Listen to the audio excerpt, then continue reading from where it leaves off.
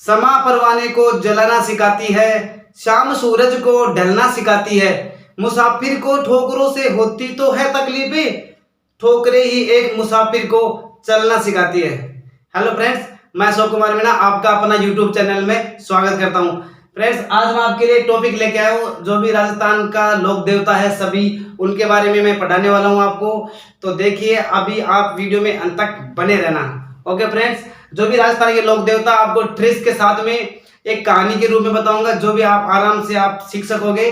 तो आप चैनल में अंत तक बने रहना। ओके फ्रेंड्स, ये देखिए, अभी मैं बात करता हूँ राजस्थान के लोक देवता के पंचपीर के बारे में। तो अब देखिए, मैं आज आपको राजस्थान के लोक देवता एक ट्रिक्स के साथ में एक कहानी के रूप में पढ़ाने वाला हूँ, जो कि आपको अच्छी तरह से समझ में आने वाला है। तो आप वीडियो में बने रहना। ओके, करते हैं स्टार्ट वीडियो। देखिए फ्रेंड्स, लोक देवता की बात करें तो हम राजस्थान में जो मारवाड़ के पंचपीरों की बात करें, मारवाड़ के पंचपीर, जिनके अंदर हम एक ट्रिक्स बनाते हैं, हमारा गोपा। मैं आपको ये सभी जो पंचपीर है वो डिटेल वाइज पढ़ाऊंगा, सभी एक एक करके। अब देखते रहना आप। ये 5 हो गए ट्रिक दे हमारा गोपा। इसमें देखे सबसे पहले हड़बूजी, दूसरा अपना है मांगलिया मेहाजी, और थर्ड नंबर की बात करें तो रामदेव जी, और चौथा हो गया अपना गोगा जी, और 5वां हो गया पाबू जी। ये पांच अपने लोग देवता है जो अपने मारवाड़ वाले। इसके मैंने अपने ट्रिक्स बना रखी है, तो आप ट्रिक्स से भी याद कर सकते हो। हमारा गोपा, हड़बूजी, मांगलिया मेहाजी, रा से रामदेव जी, गो से गोगा जी, और पा से पाबू जी। ये 5 है। अब सबसे पहले हम जो अग्रणी स्थान माने जाने वाले लोक देवता गोगा जी की बात करते हैं, और उसका पूरा डिटेल हम पढ़ते हैं। देखिए फ्रेंड्स, सबसे पहले गोगा जी। अब मैं गोगा जी को पढ़ाने से पहले थोड़ा सा आपको मैं कहानी सुनाता हूँ गोगा जी की, जिससे आपको पूरी बात पता लग जाएगी कि ये गोगा जी क्या था और कैसे इनका जन्म हुआ, किस हिसाब से, सारा डिटेल आपको पता लग जाएगा। देखिए, अभी गोगा जी के बारे में बताऊं आपको। गोगा जी एक ददरेवा चूरू यहाँ पे एक राजा हुआ करता था, जिसका नाम था जेवर राजा हुआ करता था।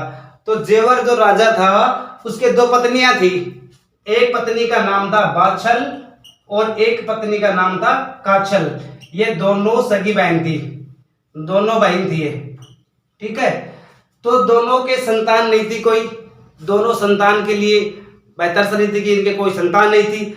तो उसके बाद क्या हुआ, जो ये बादशाह थी, ये एक गुरु था गुरु गोरखनाथ।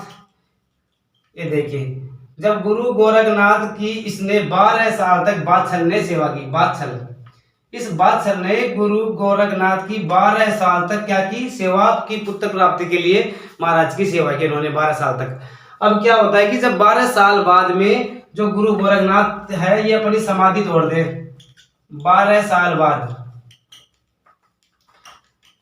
अब 12 साल बाद गुरु गोरखनाथ ने देखा कि अपने भाई बच्ची है, ये 12 साल तक सेवा कर रही है, तो इसे कुछ फल देना चाहिए। तभी महाराज के पास जब बादशाह होती है, तो बादशाह को बोलते हैं कि आप सुबह जल्दी आना, मैं आपने जो मेरी सेवा की है 12 साल से, मैं उसे बहुत प्रसन्न हुआ हूँ। आपने मेरी सेवा बहुत ही अच्छी ढंग से की है। तो अब 12 साल बाद में, तो आज मैं आपको फल देना चाहता हूँ, तो ऐसे और आप सुबह मेरे पास में जल्दी आ जाना। अब जल्दी आने का नाम लेकर के, और वो आराम से बादशाह को बोल देता है। बादशाह अपने घर जाती है। घर जाने के बाद में उसकी बहन होती है काछल। अब वो काछल को सारी बात बता देती है कि भाई महाराज ने मेरे को ये बोला कि आप सुबह जल्दी आ जाना, मैं आपको फल दूंगा, जिससे आपकी सारी इच्छाएं पूरी हो जाएंगी। अब काछल को बताने के बाद काछल के मन में आ गया कपट कि भाई संतान तो इसके भी नहीं हो रही। ये सोचती है कि क्यों ना मैं ऐसे करूं कि बादशाह से पहले मैं खुद ही महाराज के पास पहुंच जाऊं और वो फल की प्राप्ति कर लूं। अब इतना बोलने के बाद में बहन के कहां सब्र होती है।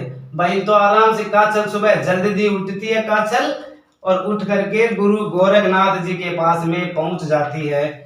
अब गोरखनाथ जी महाराज महाराज जी को क्या पता होता है कि सेवा किसने की थी, कि महाराज तो 12 साल तक समाधि में लीन थे, ठीक है। अब जब काछल को जब ये फल सुबह जाती है जल्दी, तो काछल को स्वाभाविक था, महाराज ने पहले बोल दिया था कि सुबह जल्दी आएगी, मैं तेरे को सबसे पहला फल मैं तेरे को दे दूंगा।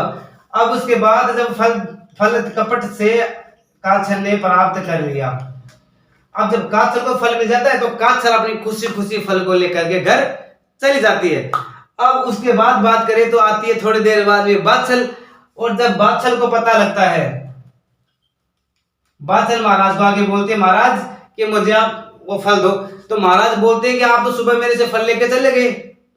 अब महाराज फल लेके, महाराज ने बोलते हैं कि भाई ये तो बाछल, आप मैंने तो फल तो दे दिया। बोला महाराज क्या बात करते हो, मैं तो अभी आई हूं। तो इस तरह से अब बाछल के और गुरु गोरखनाथ जी के मध्य हो गया विवाद। विवाद पैदा स्वाभाविक होना था क्योंकि फल तो बाछल को देना था, लेकिन काछल पहले से फल ले जा चुकी थी। अभी जब बाछल को जब पता लगा तो बाछल बहुत गुस्से में, क्रोध में होकर महाराज गुरु को बोलते हैं महाराज आपने मेरे साथ में ये अच्छा नहीं किया। तो अब क्या करती है, बोलती है पानी का जल लेने के लिए अंदर चली जाती है गुरु गोरखनाथ महाराज को श्राप देने के लिए। तो महाराज भी बहुत ही सोचते हैं यार ये तो गलत हो गया। तो महाराज अपने बचने के लिए जब वो जल लेने के लिए महाराज को श्राप देने के लिए अंदर जाती है कुटिया में, तभी महाराज वहां से रफू दफू भाग जाते हैं महाराज। जब महाराज यहाँ से भाग जाते हैं तो भागने के बाद में महाराज जी पहुंचते हैं सीधे अपने भोलेनाथ जी महाराज। बोले तो भोलेनाथ के पास पहुंच जाते हैं कि अब तो कोई सॉल्यूशन है नहीं है।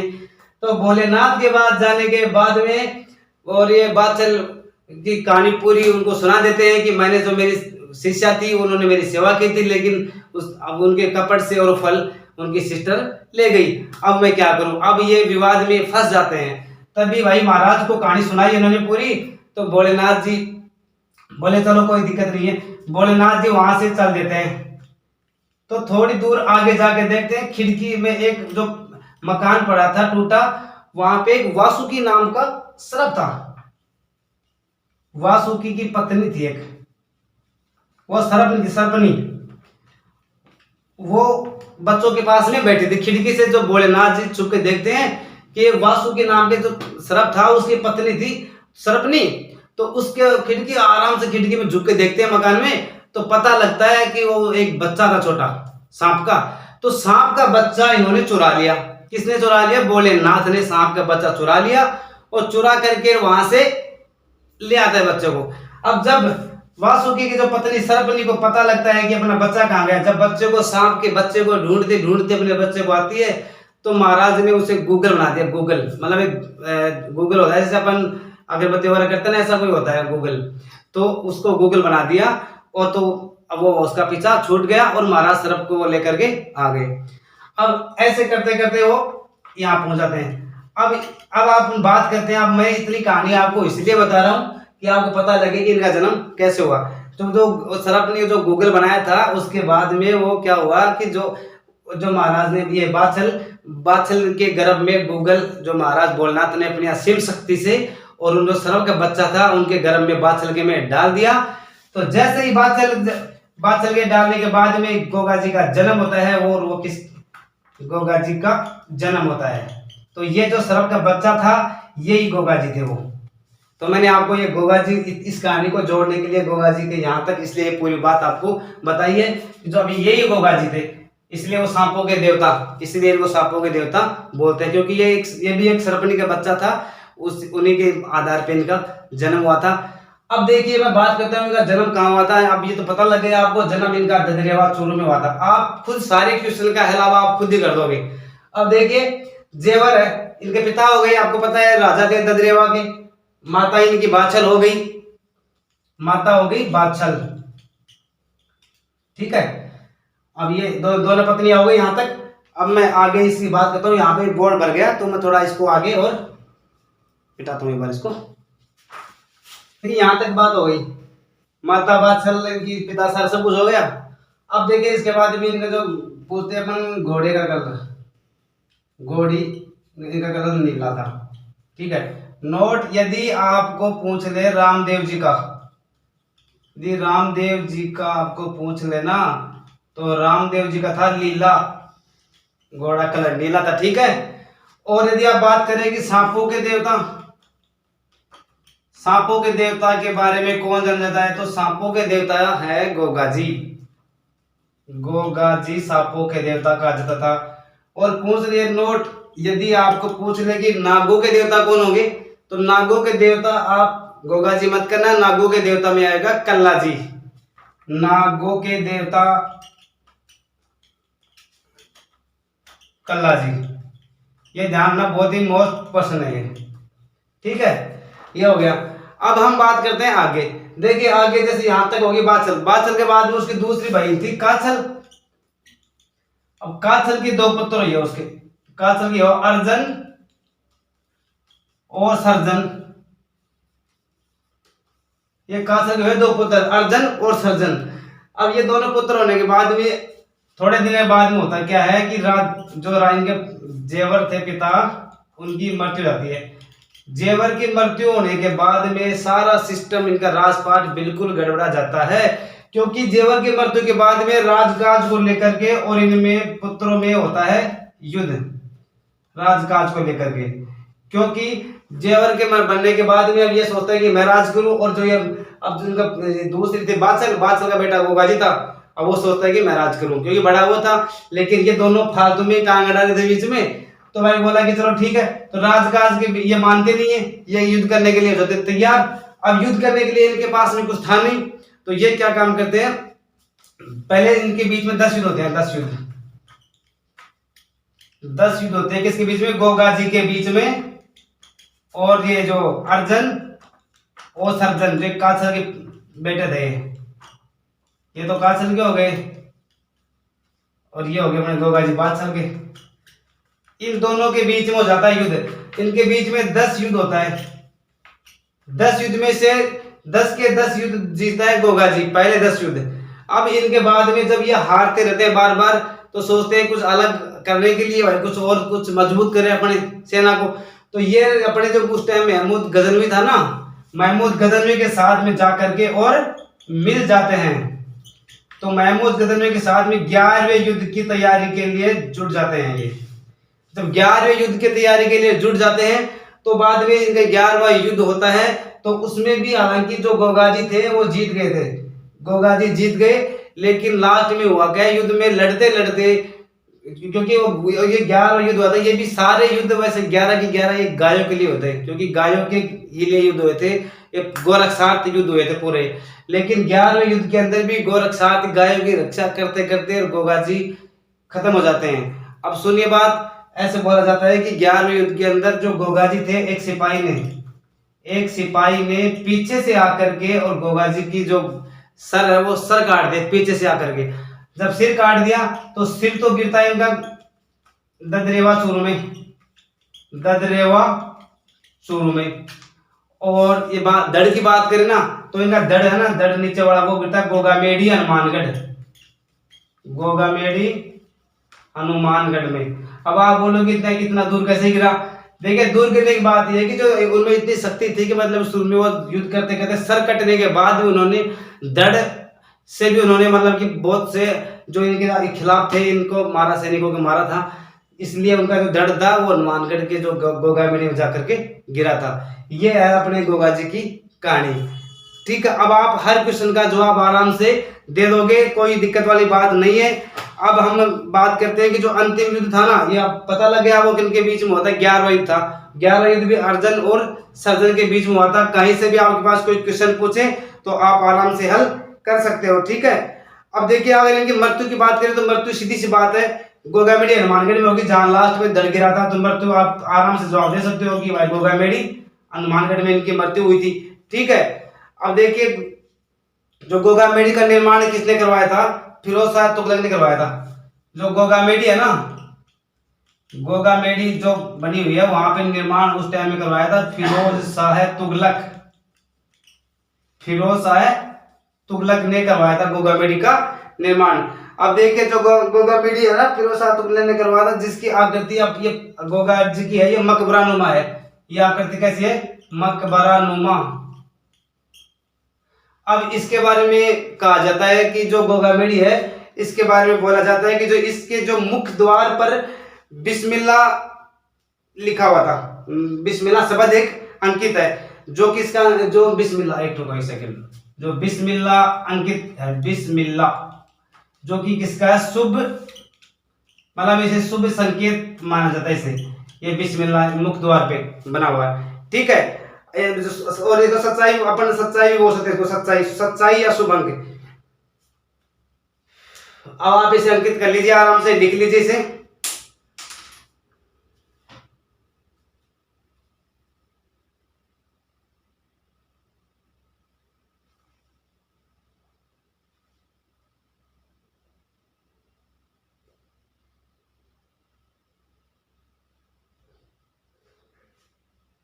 ठीक है, अब देखिए, अब आपको यह संशय होगा कि जो ये मकबरे जो फिरोज शाह तुगलक ने निर्माण करवाया था, तो इसने निर्माण क्यों करवाया? अब देखिए, फिरोज शाह तुगलक क्या था? फिरोज शाह तुगलक था जो ये फिरोज शाह तुगलक, ये क्या था? राजस्थान में जीतता हुआ आ रहा था, राजस्थान के राजाओं को जीतता हुआ आ रहा था। तो ये इसने क्या काम किया? जो गोगा जी का चबूतरा बना हुआ था ना, चबूतरा, गोगा जी के चबूतरे पे आकर के ये बैठता है, तो वहां पे लिखा होता गोगाजी। तो इसने देखा कि गाजी, अब गाजी का मतलब आपको पता है क्या होता है? काफिरों का वध करने वाला, काफिरों का वध करने वाला। तो ये सोचा कि ये जो ये फिरोज शाह तुगलक मुस्लिम समुदाय से था, तो ये देखा कि ये मुसलमान है, तो इसने गाजी का पढ़ा आगे, तो इसलिए इसने क्या काम किया? मकबरानुमा, इसको जो मकबरानुमा बनवा दिया, इसलिए इसने मकबरानुमा यहाँ पे बनवा दिया था। गो गाजी, गाजी का अर्थ हो गया, गाजी ने सोचा भाई मुसलमान है, इसलिए इन्होंने ये बनवा दिया। अब देखिए, ये यहाँ तक पूरा हो गया। अब इसके बाद में बात करते हैं अपन, जो मकबरानुमा हो गया और गोगा मिली निर्माण और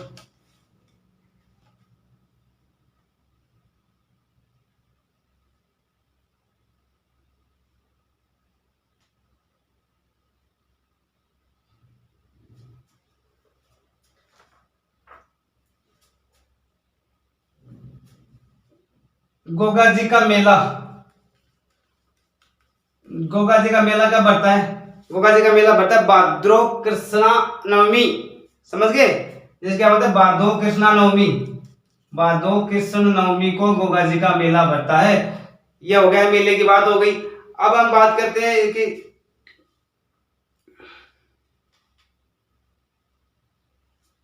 ठीक है, और जो गोगा जी का मेला है ना, इस दिन क्या काम करते हैं? हल्की पूजा होती है। रुकिए, बार मैं इसको मिटाता हूँ।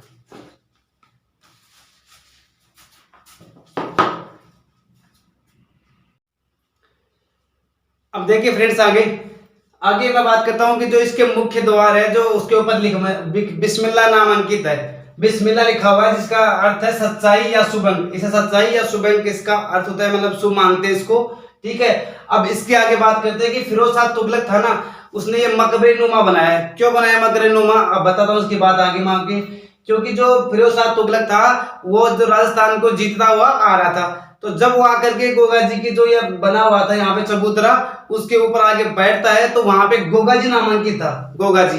तो देखिए, गो गाजी, तो गाजी देखा उसने कि गाजी देखा, तो वो सोचता है कि खुद मुस्लिम था, मुस्लिम संप्रदाय से, तो वो देखा यार गाजी इसका मतलब मुस्लिम संप्रदाय से, इसलिए उसने मकबरा नुमा आकृति का बनवा दिया। ठीक है, अब यदि बात करें गाजी का अर्थ क्या होता है, ये बहुत से एग्जामों में पूछा गया क्वेश्चन है। गाजी का यदि आपसे अर्थ पूछे तो बता देना है कि गाजी का है काफिरों का वध करने वाला। अब हम बात करते हैं कि इसके मेला कब बढ़ता है। मेले की बात करें तो फ्रेंड्स, मेला भादो कृष्णा नवमी को इसका मेला बढ़ता है, जिसमें इस दिन क्या होता है? हल्की पूजा होती है और 9 गांठों वाला राखड़ी बांधा जाता है, समझ गए? जो 9 गांठ बांध करके और हल्की है ना, हल्के ऊपर बांधा जाता है। अब हम बात करते हैं आगे कि जो इसका जो गोगा नृत्य का संबंध किसे, बहुत ही वेरी मोस्ट इंपोर्टेंट क्वेश्चन है। यदि गोगा नृत्य का संबंध पूछ लेना तो आप शेखावाटी क्षेत्र बताना इसमें। शेखावाटी क्षेत्र ये काफी एग्जामों में आया हुआ क्वेश्चन है और आगे भी आने के चांसेस है। ये क्वेश्चन बहुत ही मोस्ट क्वेश्चन है, शेखावाटी क्षेत्र से संबंधित है गोगा नृत्य का संबंध। अब बात करते हैं आगे की जो गोगा जी है, उनके नाम पर एक मल्टीनेशनल कंपनी संचालित है। मल्टीनेशनल कंपनी जो भी गोगा जी के नाम पर है, जो कि देखिए जिसमें JVG, जाहर वीर गोगा जी, जैसे जाहर वी से वीर और जी से गोगा जी, जाहर वीर गोगा जी। ये बहुत ही मोस्ट क्वेश्चन है। मल्टीनेशनल कंपनी, किस लोग, क्वेश्चन आ सकता है कि किस लोक देवता के नाम पर JVG मल्टीनेशनल कंपनी स्थापित है, या इसका नाम नहीं देंगे, कुछ भी इसमें पूछ सकते हैं, ध्यान रखना। अब आगे बात करते हैं कि जो गोगा जी के गोगा ओल्डी है वो कहाँ पे है। तो आप हनुमानगढ़ में मत करना, इसकी करना सांचौर जालोर में। गोगा जी की ओल्डी है सांचौर जालोर में। ये अच्छा क्वेश्चन है, राजस्थान पुलिस 2014-15 वाली वैकेंसी था, उसमें ये क्वेश्चन आया हुआ था, गोगा ओल्डी का संबंध कहाँ से है, तो ये सांचौर जालोर से है। ठीक है, अब देखिए मुस्लिम लोग इसे जाहर पीर के नाम से पूछते हैं, क्योंकि जो वहां पे मकबरा बना हुआ था तो मुस्लिम लोग तो पूजेंगे इसको, सीधी सी बात है। और ये वैसे सांप्रदायिक सद्भावना का मेला लगता है, ये हमारे सांप्रदायिक सद्भावना का प्रतीक है, क्योंकि वहां पे मुस्लिम लोग भी पूजा करते हैं इसकी और हिंदू लोग भी पूजा करते हैं। अब देखिए जाहर पीर के नाम से इसे मुस्लिम लोग पूछते हैं, और गोगा जी के नाम से पता है ही आपको, हिंदू लोग पूछते इसे। ठीक है, अब देखिए हिंदू व मुस्लिम पुजारियों की नियुक्ति राज्य सरकार द्वारा की जाती है। बहुत ही मोस्ट इंपोर्टेंट क्वेश्चन है, क्योंकि जो गोगा जी का जो स्थान है ना, वहां पे जो मुस्लिम संप्रदाय और हिंदू संप्रदाय दोनों, मतलब कि वहां पे पुजारियों की पूजा, जो पुजारी होते हैं उनकी नियुक्ति की जाती है, राजस्थान सरकार के द्वारा की जाती है। बहुत ही मोस्ट इंपोर्टेंट क्वेश्चन है लोक देवता के अंदर, ध्यान रखना है, आगे आने वाले एग्जाम में किसी में भी पूछा जा सकता है। अब हम बात करते हैं कि सांप्रदायिक सद्भावना का मेला। एक तो ये हो गया अपना, सॉरी मेला का नाम आगे, मेला भी वैसे तो मेला भरता है, रामदेव जैसलमेर में भरता है, लेकिन यहाँ देखिए सांप्रदायिक सद्भावना का जो प्रतीक मानते हैं ना, इसमें गोगा जी हो गया। यदि इसके अलावा अगर आप देखें तो मोइनुद्दीन चिश्ती का नाम भी आता है, मोइनुद्दीन चिश्ती भी सांप्रदायिक सद्भावना का प्रतीक है, यदि एग्जाम में पुटअप हो जाए तो। इसके अलावा आपको बता रहा हूँ ये वाला, तो ये मैंने गोगा जी की आपको डिटेल्स बताई है। इसमें जो भी आपको कोई कंफ्यूजन हो या कुछ भी, आप कमेंट बॉक्स में कमेंट करना, और मैं आगे आने वाला जो भी चारों पांचों लोग देता और बच रहे हैं मैं वो पढ़ाऊंगा आपको। और चैनल पे अभी यदि आप नए हो तो चैनल को सब्सक्राइब करना, लाइक करना और कमेंट करना आगे। और जो भी मैं अभी वैकेंसी वगैरह आती है, मैं सभी की डिटेल में डालता हूँ कि कौन सी वैकेंसी कब आ रही है और उनका फॉर्म ऑनलाइन कब हो रहे हैं, सारे डिटेल्स में डालता हूँ चैनल पे। तो चैनल पे आप बने रहना, चैनल पे अपना प्यार दिखाते रहना।